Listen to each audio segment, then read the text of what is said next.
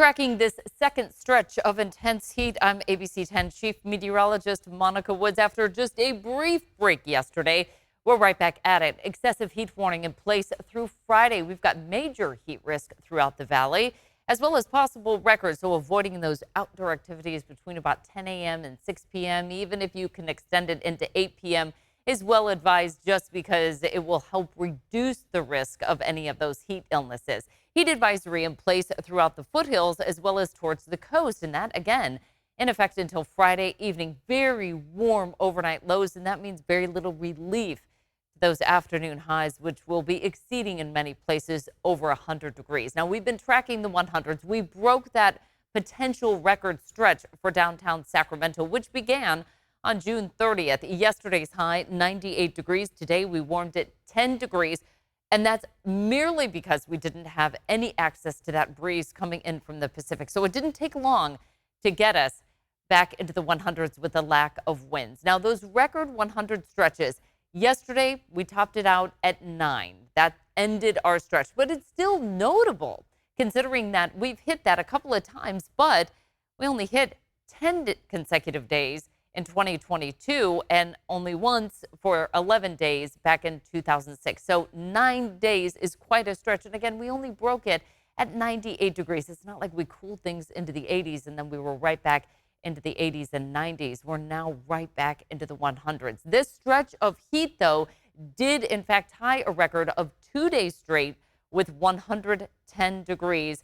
The warmest day that we've had, 113, that was back over the holiday weekend on Saturday. Some of the weather impact headlines that we'll be tracking: major heat risk through Friday. Now, I am going to call for a weather impact alert through Saturday, and it's mainly because we're going to stay in the 100s through Saturday. And a lot of folks have outdoor activities that are planned, even the state fair that's going to start up. So the headlines will be temperatures hovering near 110. Heat illness risk continues to be a factor. Limiting time in the sun between 10 a.m. and 6 p.m. certainly can help reduce some of the impacts of the heat that we're dealing with.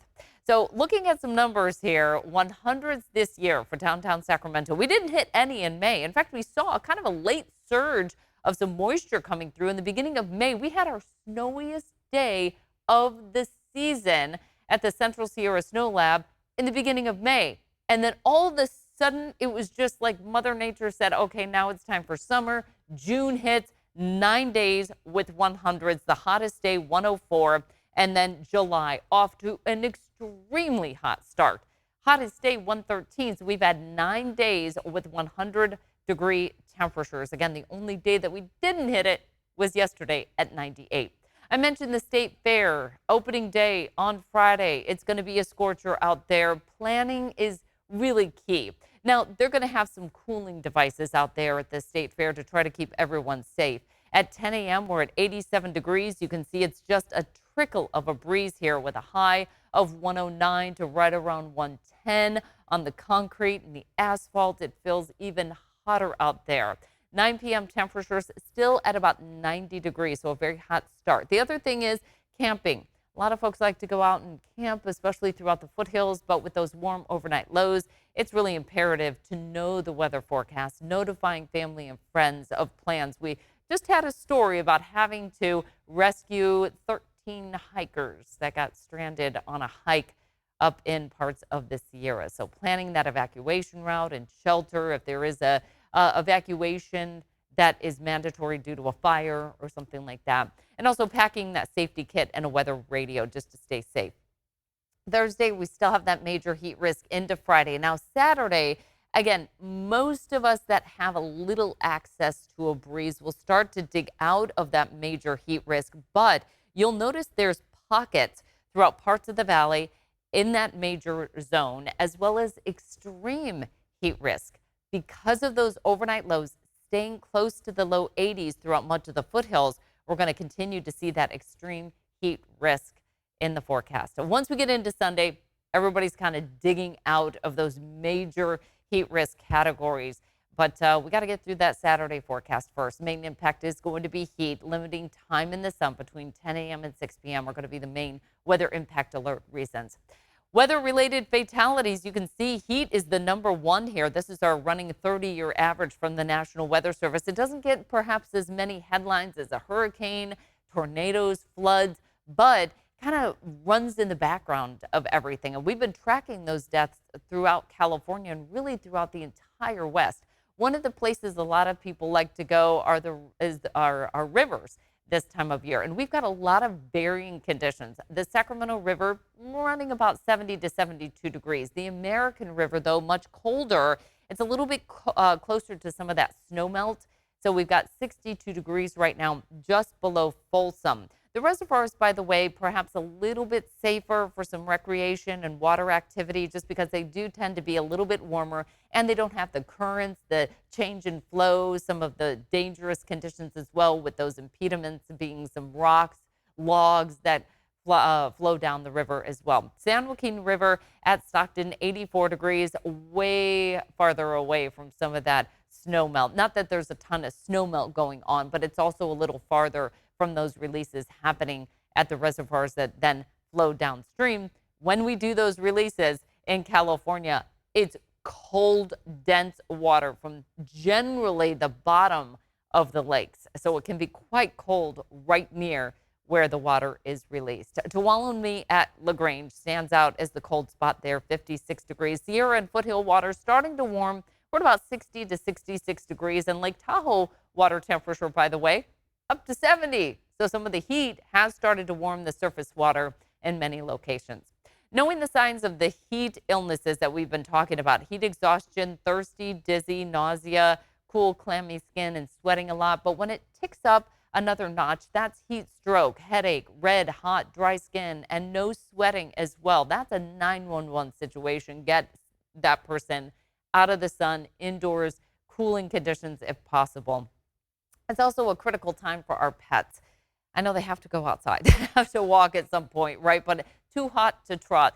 5-second rule, put the back of your hand on top of whatever surface you're going to be walking. If it's too hot for you, it's too hot for your pet.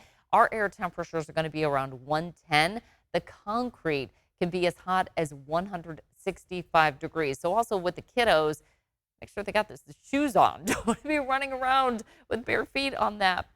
Our big heat making that big return as well. We start the morning off at about 70 degrees, sunrise at 5:52. You can see our sunset 8:31. At that point, we will start to cool, but it's a very, very cool, slow cooling trend for the overnight hours. Tomorrow's afternoon high, 111 for downtown Sacramento. So what does climate change have to do with any of this?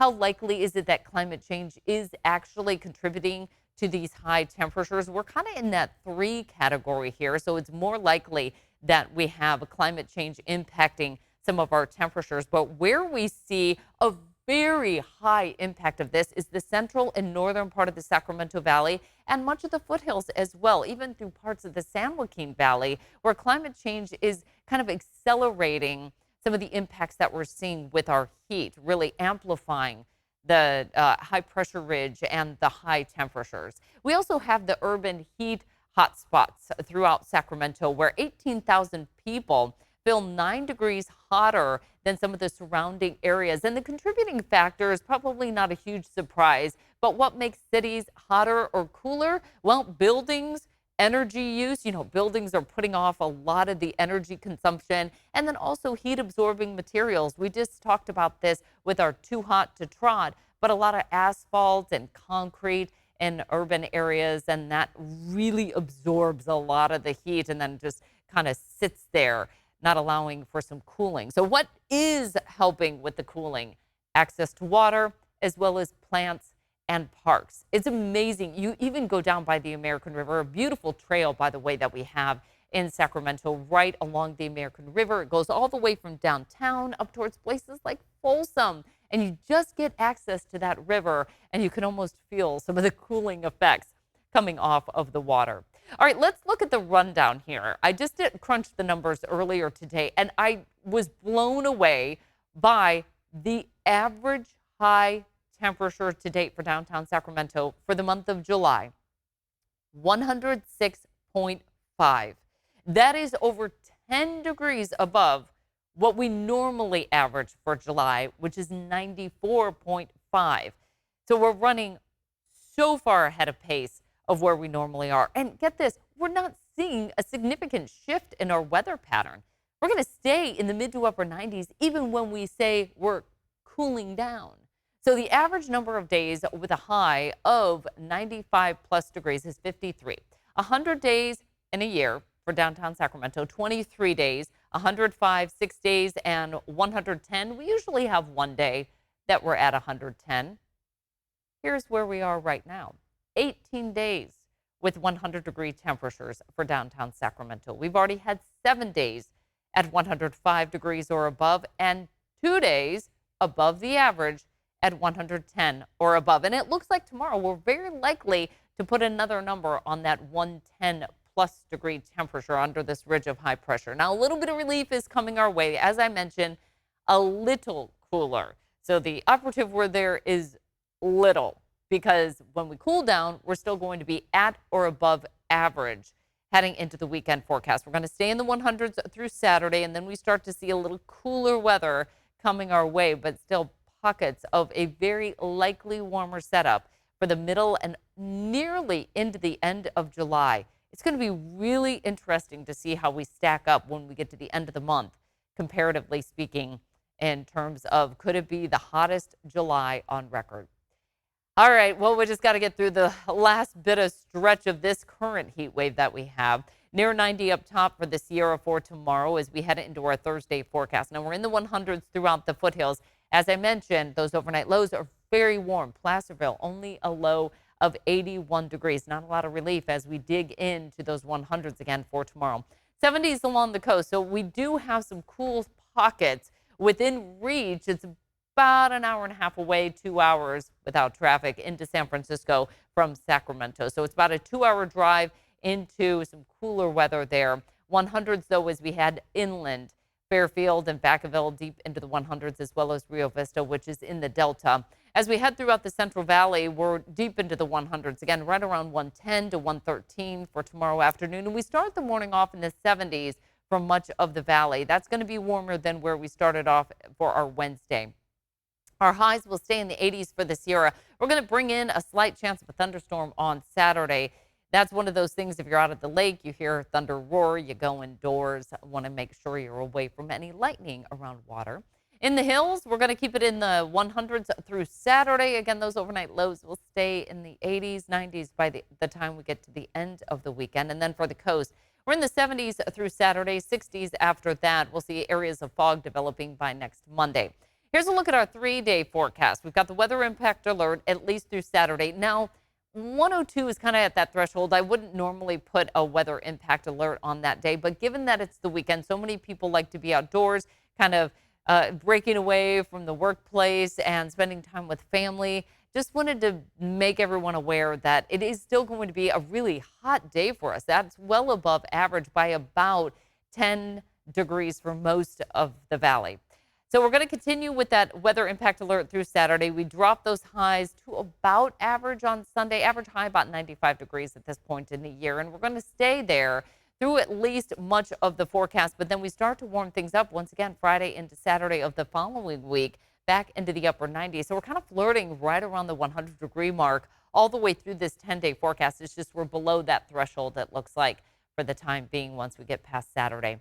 All right, these in-depth forecasts will continue during this heat wave, as well as Explainers Weather Specials. Our Emmy Award-winning weather special, The Future of California's Water, is on our ABC 10 Plus app. We invite you to watch it for free on Apple TV, Roku, and Fire TV.